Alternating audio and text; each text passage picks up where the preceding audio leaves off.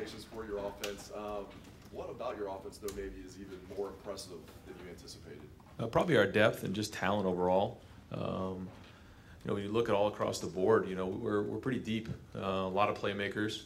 And so, when you get the ball to those guys in space and you can stretch the ball vertically and horizontally, then you can really be explosive. But that matched with the tempo and our ability to protect right now is really good. I mean, Dwayne and Tate back there, they got a lot of time. They can set their feet, and so the rhythm has been good.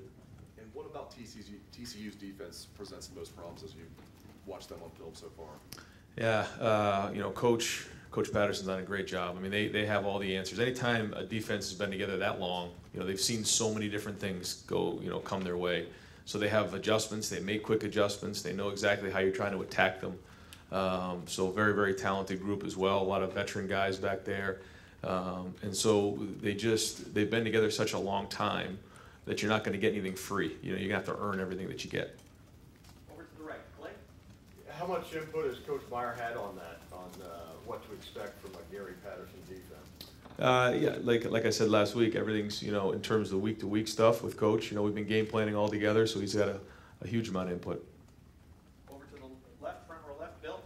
Ryan, how have you guys evolved the play-action game with Dwayne at quarterback? We know he can move, but it just seems like you're relying a little more on fakes to the running backs to open up things, and just how effective do you think that's been so far through 2 games?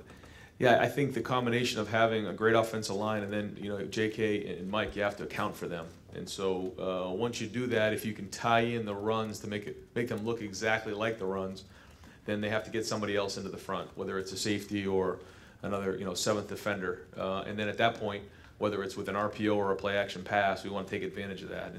And so, you saw John, you see Terry down the field, in one-on-one situations with cornerbacks, and then it's just a matter of making the throw and catch.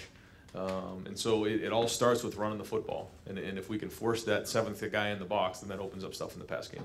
And you had mentioned a couple weeks ago that when special teams meetings are happening, the running backs are often with you guys in the quarterback's room.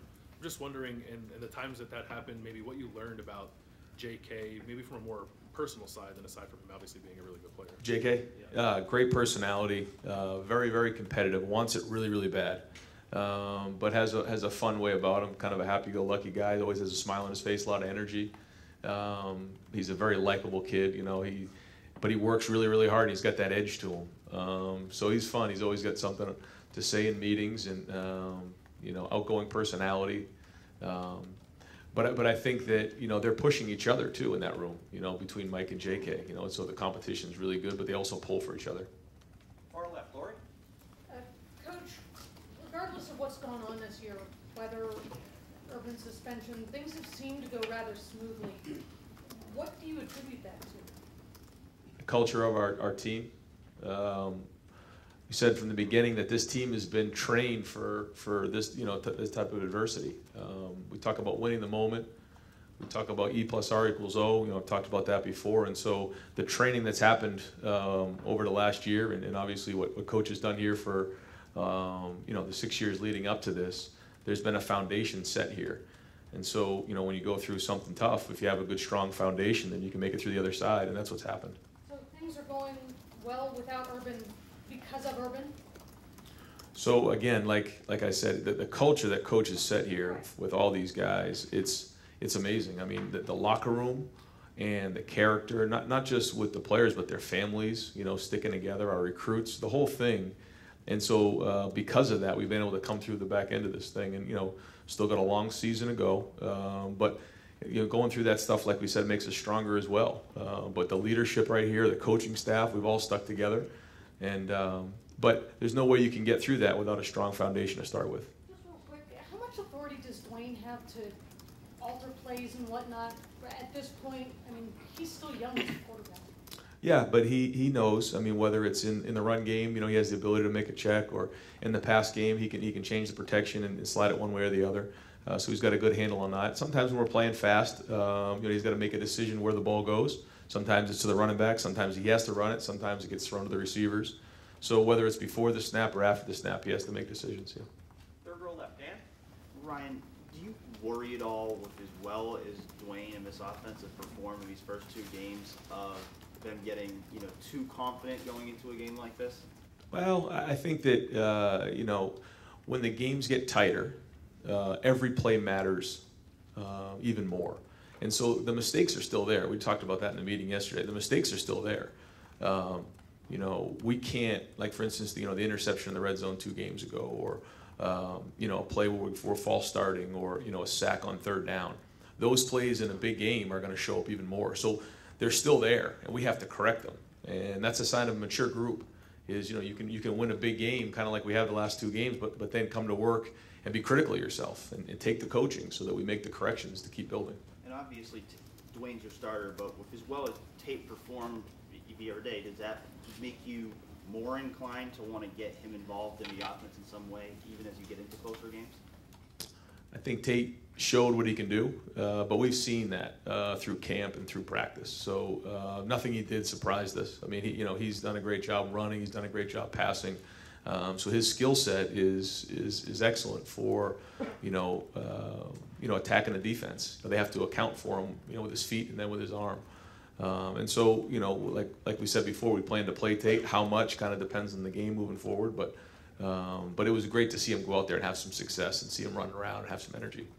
4th row left, Andrew. Coach, you always hear it talked about in the spread offense. It's important to stretch the defense vertically. Do you feel that vertical component is here more so this year than in years past? And if so, who are your main deep threats? No, I mean, I think that our main deep threats are, you know, Johnny and Terry. You know, Austin and Ben also have the ability to go deep. Some of the younger guys as well. We've also taken shots from the inside as well, you know, with Paris down the field and sometimes KJ. So any of those guys can be threats down the field. And, you know, it just kind of depends sometimes on what the defense is giving us, you know, and they decided to kind of put the safeties down a little bit lower early in the game, and so that opened up the middle of the field, and so we connected on it. But there's so much that goes into that. You got to be able to run the ball, you got to be able to protect, you got to be able to do those things to open up something like that. Otherwise, they'll just put the safety in the middle of the field, and it doesn't open up anything down there. So, when those opportunities present themselves, we've got to capitalize. And when you do, you look much more explosive, you know. And so then we get the effect of now they have to back up a little bit, and the underneath stuff opens up. So that's kind of how the game works. 2nd row left, Ari. Ryan, after the opener, Urban comes in and says, "What, you only had to punt once?" What was his feedback this time? No, it was kind of, we just talked about how, you know, we've got to make corrections and we've got to be critical of ourselves moving forward so that, you know, in a game like this, some of the mistakes that are being made don't catch up to you. When you think they're okay, they're not. We've got to get those things fixed. And so, you know, like I said, game week as usual, went through the film, made the corrections, and now we're on to TCU. Now that you're 2 games into this and have 1 more left, I was curious, you've spoken a lot about how the game plan and what happens on Saturdays is done between Monday and Friday during preparation. I was wondering, with his first full week back, how did it go on Saturday in terms of staying within, you know, what you guys prepared for, and how does that change going into a game where there's a chance you guys could actually lose with the opponent you're facing? Yeah, I think that so much of the work that happens on Saturday is done during the week, like I said. You know, we all sit in the meeting, like even today, sitting in the meeting room. Everybody has input into what we're calling. And then if it makes it on the call sheet, then it's good enough to call.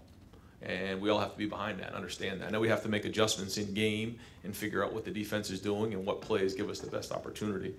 But yeah, the input is strong from everybody in the offensive staff, including coach. And then again, if it makes it on the call sheet, it's good enough to call. If it isn't, then we just take it off and we don't call it that week. No disrespect to your previous 2 opponents, but this is a big game and something that Ohio State fans have been waiting for a long time. To be closer, neutral environment, you get it.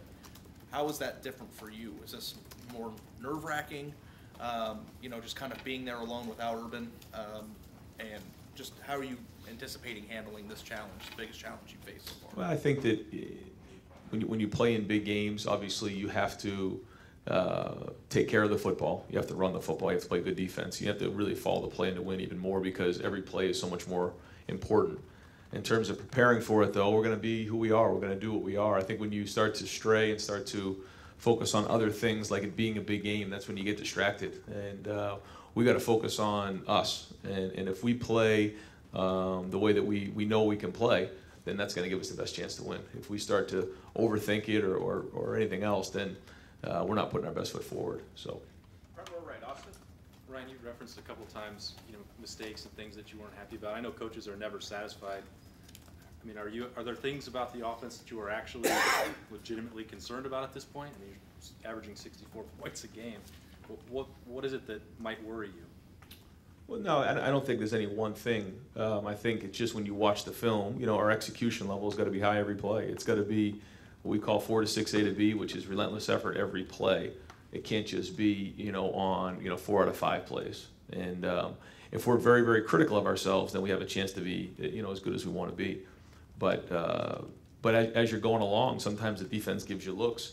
Sometimes, guys who haven't played a lot of football, are put into situations where they haven't experienced that before. So what happens usually the first time that happens, they fail. And then they learn from it. And what makes good players great is when they do make a mistake, they can learn from it and it doesn't happen again. And we still have a lot of, first-time guys on the team, so they're learning as it goes. A couple of those guys are on the offensive line. You reshuffled that a bit. How have you all evaluated that through 2 games? Overall, it's been solid. I think, the move that Mike's made in a short period of time is done a nice job of that. Communication's getting better and better. We're going to go into, hostile environment now, on the road, so the communication's got to be at an all-time high. So that'll be a big test for all of us on offense, is that, now it's going to be loud and it's not going to be, at home where it's nice and quiet. We're going to have to go into that environment and go win a game. So we're going to be tested. Front row left, Doug? How Dwayne in the read game, in the run game, he hasn't really kept it. Is he making reads there, or is that pretty much a straight handoff for him at this point? There are some plays where he reads the defensive end. There are some plays where he'll read the linebacker.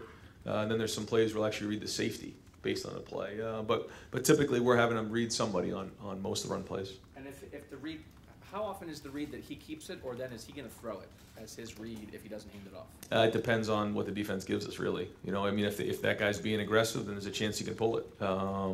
If they're playing a little bit softer, then it's more of a handoff. Okay. Yeah. I've had Twitter fights with people. I think it seems like Tate's been in the 5th series both games so far. So I think no matter who you're playing, Tate Martell is the 5th series. It gives defensive coordinators something to think about during the week. But some people on Twitter think that in big games, if it's close, he's not going to get in. Who's right? Is he going to play in the 5th series against TCU no matter what? You shouldn't be getting into Twitter fights over this. That's all we do. That's modern journalism, man. Is the 5th series the Tate series? No. It's kind of based on, again, what we're seeing and the flow of the game. Front row right, Tim? With that in mind, what did you get out of Tate more than anything else as you watched his video from Saturday, Ryan? Where did you see improvement? Throwing the ball, I thought he was accurate. 10 for 10. Missed that one throw that got called back on holding, but other than that, he was accurate with the ball, made good decisions. Didn't put the ball in harm's way. We could do a little better job with ball security, but other than that, ran the offense well, managed the offense. We got down in the red zone. The route was not there. Instead of forcing the throw, he kind of scrambles, and we get a field goal out of it. That's managing the game, and that's important to do. Can't force the action, and he didn't do that. Thought that was good, and then obviously coming back from taking that shot showed a lot of heart. I asked him if that was a touche moment when he ran for the long touchdown, but he didn't bite on that. When you look at TCU defensively, where are the Horned Frogs a step up from what you've seen the first 2 weeks? If you could tell, Yep. First of all, a veteran group, guys who have played a lot of football at a high level. These guys are, top 20 defense in the country last year. They play against some, high octane offenses, so they've been up against it. So they're battle tested. Their coach is obviously battle tested. One of the best coaches in the last 20 years of college football, especially on defense in terms of what they've done. Have quick adjustments. If you get them with something, you're not going to get them twice. They do a great job of that. They fly around. Their team speed is excellent. On the back end, front end, they're constantly running to the ball fast and play with an edge. So that's the challenge. And your punt return situation, how would you describe it right now? We're interchanging DeMario and CJ. What have you gotten out of the first 2 games? Are you concerned about some of the things you've seen out there? Just what's your general take on that? It's always good to have 2 weapons like that. DeMario has the one for 26 yards the first week, and then CJ's makes a bunch of guys miss last week. So still getting those guys the reps. They haven't done a lot of it, so the more reps we can get on film, the more opportunities they have. But they're both dynamic in different ways. So we think of it more of a benefit is that you have two guys that you can put back there who can make a play. Hey, Caleb, one last thing. Does it help in your mind taking a team somewhere where it just came, back to a stadium where it's played and had success? What does that do for this team as opposed to just going on a pure road trip to Ammon Carter Stadium? Yeah, I think there's obviously some familiarity, just that we were there and we practiced a bunch. I don't know how many months ago it was, but not long ago. And so a lot of the guys on the team, know that stadium. So that is good. But a lot of guys on the team don't. Some of the freshmen who are coming in. And at the end of the day, it just comes down to going to play. And it's obviously a beautiful stadium, and they'll have a great crowd. So it'll be a hostile environment. Front row right there, Rob. You have 2 games under your belt now. I'm just curious how much more comfortable you felt Saturday than the first week. And what have you found easier and more difficult about that role, interim, stand-in, whatever you want to call it? Yeah, anytime you're doing something new for the first time, there's there's a learning curve there. You're doing things for the first time. Some things you do well, sometimes other things you don't do so well. And you just try to regroup at the end of the day and try to figure out how you're going to get better the next time you do it. So anytime you do something, for a second time, you feel a little bit more comfortable in that role, and so it's been a huge learning experience for me, just going through it on a day-to-day basis. But one more week here, and then kind of back to normal. Do you have specifics? What was a little more challenging, and what kind of came more natural? I just think that there's so much that goes into the game day. Talking to the team or getting ready, and then also having the offense in the back of your mind, the quarterbacks. Just a full plate there, and just trying to prioritize your time. As you go forward, your role, how is that going to change a little bit? Are you just going to be able to focus on play calling, or I assume you did it all or are doing it all the last 2 weeks? No, it's just obviously now that coach is back, obviously it's less on my plate. The coach is running the team and doing everything. He just wasn't there on Saturday, so that was good. That was great. Folks, unfortunately, we gotta wrap it up. Last questions right here. Matt, over the far left. I was dovetailing off what Rob was asking. This has obviously been a unique experience for you, coaching the first 2 games. I'm just wondering, kind of like Ari was asking earlier, this is a high-level opponent. Do you feel any different this week? Is it just, business as usual, or knowing that this is a big game on the road, do you feel any different as you prepare? No, I don't. If you don't think it's a big game, try losing it. And so they're all big, and you got to play hard every game. You got to be ready. You got to be prepared. You got to do a great job. And that's just one of the things when you come to Ohio State or you play at the highest level of college football. You got to bring your A game every week, and so that's not any different this week. Great, Coach. Thank you very much.